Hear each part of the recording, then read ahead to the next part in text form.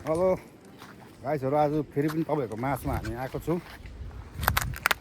आज चाहिँ सरन्जामको कामले गर्दाखेरि यहाँनिर पुरा बिजनलाई चाहिँ पुरा बिजन गोडेर बिजनलाई पुरा बार लाएर गाईले खान्छ भनेर चाहिँ यहाँ हाम्रो भाइ रोहितले पनि मेहनत गर्नु भइरहेको छ। उहाँ चाहिँ हाम्रो फस्टिटारको मेम्बर हुनुहुन्छ। अन्त सरन्जाम चल्दैछ यहाँ चाहिँ। अन्त यहाँ आज चाहिँ पुरै सबै गाउँको प्रत्येक घरबाट एकजना मान्छे आएर यहाँ सबैले बाँस ल्याएर आफ्नो आफ्नो घरबाट ठोक्रे बाँस मली बाँस ल्याएर प्रत्येक शनिबार चाहिँ हाम्रो यस्तो काम हुन्छ। हाम्रो फस्टिटार बस्तीमा चाहिँ प्रत्येक शनिबार यस्तो हुन्छ। तपाईँहरूको गाउँ बस्तीमा कस्तो हुन्छ के हुन्छ त्यो मलाई थाहा छैन होइन, तर यो कुरा चाहिँ गर्नुपर्छ। गाउँमा साफसफाइदेखि लिएर सबै नै गर्नुपर्छ गाउँमा सबै मिलेर। यहाँ हाम्रो भेनाजुले पनि सफा गरेर आफ्नो भन्छ नि सेफ लाइफ सेफ अर्थ, हाम्रो भेनाले ग्रिन एकदम ग्रिनेरीलाई सेभ गरिरहेछ। ट्री इन द लाइफ, त्यही भएर। अन्त भेनाले यसको विषयमा के भन्न चाहन्छ भेनाले? अब गाछ रोपेन भने हुन्छ नि, गाछ जीवन हो, हामीलाई बाँच्ने स्रोत हो, त्यही भन्न चाहन्छु। भेनाको कुरा एकदम सही हो।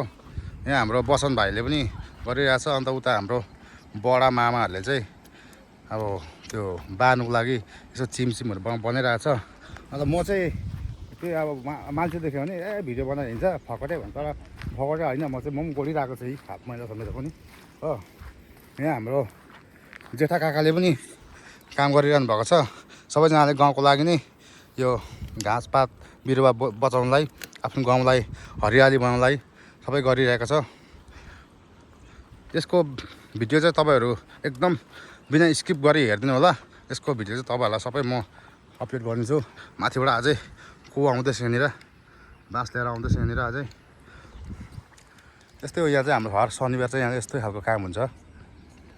यहाँ हामी चाहिँ तिर्खा लगाएर बहुत जग्गा तिर्खा लाग्यो, त्यही भएर पानी खान आएको छ यहाँनिर। भेना र म दुई भाइ चाहिँ यहाँ पानी आउँछ गएर स्कुटीमा।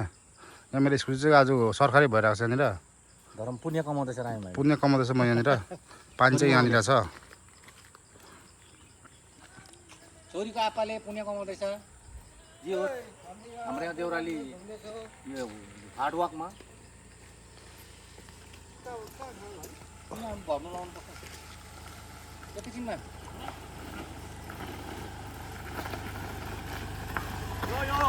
अनि सिंह कति छिटो बिक्री हुँदो रहेछ त पानी।